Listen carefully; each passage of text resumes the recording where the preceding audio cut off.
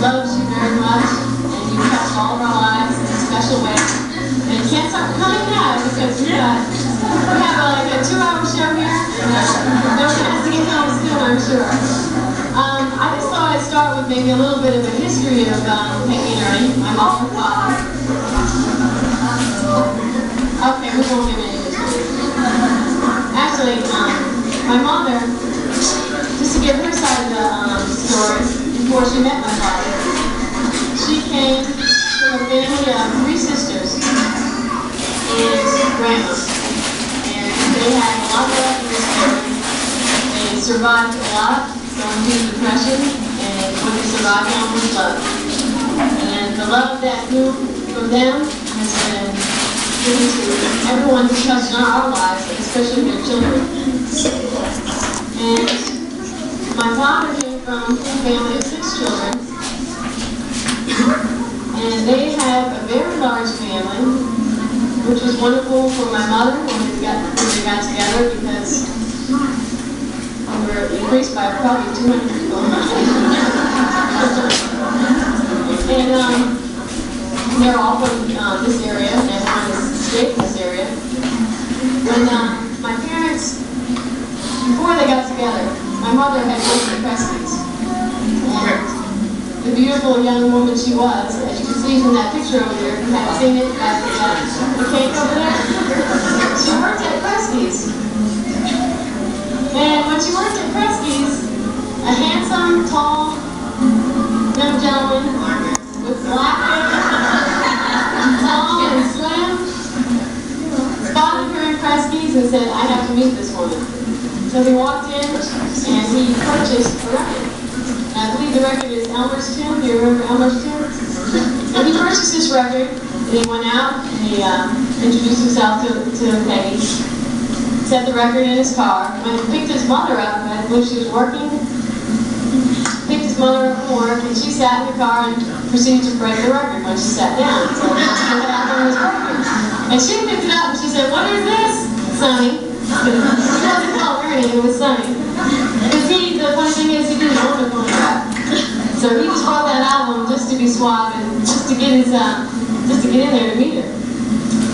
So that was like a week before New Year's Eve, I believe. And New Year's Eve they met at this pizza place. My mother had a date. She wasn't with my father. My father came into the restaurant. Actually, this is a bar. It's kind of like a diving bar on Jefferson Avenue right now, but it used to be a really nice pizza counter. 25 cents a slice and Coke or Pepsi for a nickel. A whole pizza for 25 cents. And I can't hear. So my mother's sitting there with her date. My father comes up and sees Peggy, the apple of her eye, and says, "What did you say to her? You stuck out your hand, or you stuck out your hand and said, nice to see you again," right? And my father, being the suave, sophisticated gentleman that he is, said, "That's not the way they do it in my country," and pulled her out of her seat and gave her a big kiss.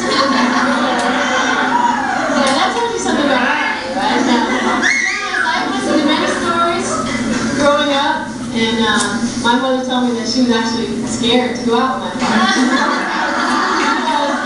He was very sophisticated. He was a very sharp dresser, as he always has been all his life. And you thought he was a little bit older than you? But after that kiss, she decided to go out with him next Saturday night. Okay? And needless to say, 6 months later, they were married. And they got married on July 9th, which happens to be probably the luckiest day, I think, the whole year. And if anybody in this audience is thinking about getting married, and I know that Donna is thinking about getting married, then I would recommend July 9th, because the following year, so this is 1942, they got married. The following year, 1943, Aunt Mary Ellen, my mother's sister, got married to Jack Coles.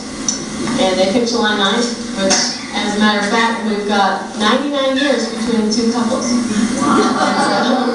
And then, when 25 years after that date, not to jump ahead too far, but my brother Skip and my sister-in-law Leah decided to get married on, actually they wanted to get married on July 9th, but they wanted to plan on Saturday, so they did July 8th. And so you celebrated their 25th anniversary at their wedding.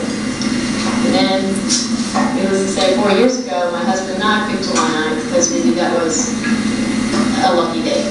We have actually 4 beautiful marriages out of that.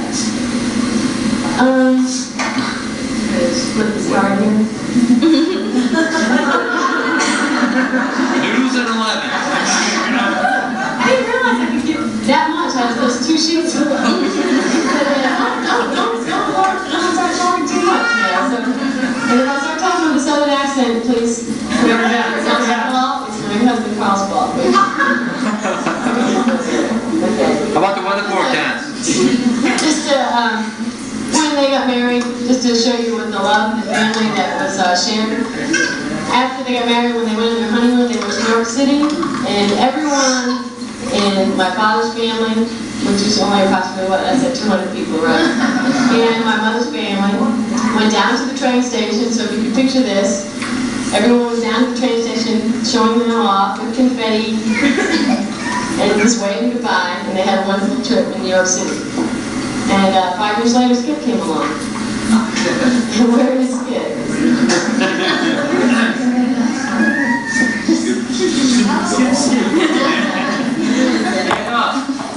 I know that there's, I just want to say, before I'm going to pass the microphone around, because I know there's some people here who have a few stories to tell. And before I do pass that along, I want to mention that there's the people who have touched our lives and have touched my mother's life, Peggy's life, and Ernie's life, and we're going to mention my father's mother and father, Mom and Papa, who were there, and saw the fun and the arguments, if there were any. I know that there were a couple of where you sought refuge at Mom's house once, right? one of those newlywed fights. And also Grandma and Grandpa, and Faye and Bob, who shared many, many happy times with everybody who went out, childhood friends. And of course our dear sister and daughter, Peggy. And we are also happy to have Tommy Applegate here with us, who came from Florida. And who would like to take this microphone from?